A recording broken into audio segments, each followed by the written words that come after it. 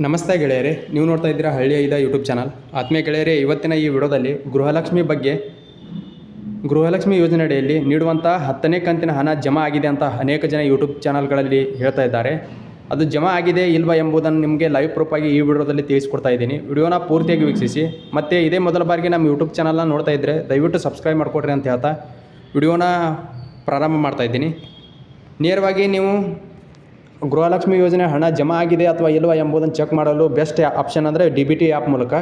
DBT app ಮೂಲಕ check ಮಾಡೋದ್ರಿಂದ ಇದು ನಿಜವಾಗಿಯೂ ಕೂಡ ನಿಮಗೆ ಜಮಾ ಆಗಿದೆ ಇಲ್ಲ ಎಂಬುದನ್ನು ಕೂಡ ಲೈವ್ ಪ್ರೂಫಾಗಿ ತೋರಿಸ್ತಾ ಇದೆ. ನೋಡ್ಬೋದು, ಇಲ್ಲಿ 2 ಫಲಾನುಭವಿಗಳದ್ದು ನಾನು 10ನೇ ಕಂತಿನ ಅಮೌಂಟನ್ನು ತೋರಿಸ್ತೀನಿ.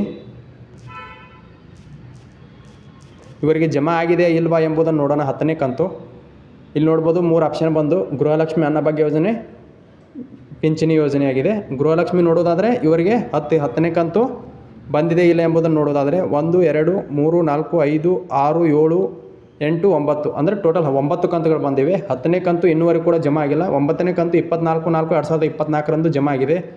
ಈಗ ಮತ್ತೊಬ್ಬ ಫಲಾನುಭವಿಗಳನ್ನು ನೋಡೋದಾದರೆ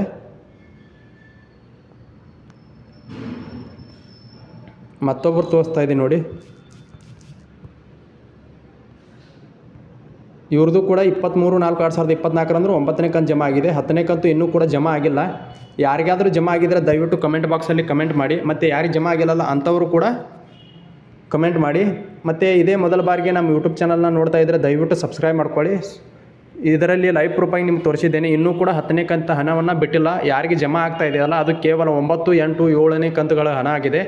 ಅದು ಕೂಡ ಈಗಾಗಲೇ ಜಮಾ ಮಾಡ್ತಾ ಇದ್ದಾರೆ. ಅಂದರೆ 7, 8, 9ನೇ ಕಂತು ಯಾರು ಜಮಾ ಆಗಿಲ್ಲಲ್ಲ ಅಂಥವ್ರಿಗೆ ಜಮಾ ಮಾಡ್ತಾ ಇದ್ದಾರೆ. 10ನೇ ಕಂತನ್ನು ಇನ್ನೂ ಜಮಾ ಮಾಡಿಲ್ಲ ಅಂತ ಹೇಳ್ತಾ ಈ ವಿಡಿಯೋನ ಇಲ್ಲಿಗೆ ಮುಗಿಸ್ತಾ ಇದ್ದೀನಿ.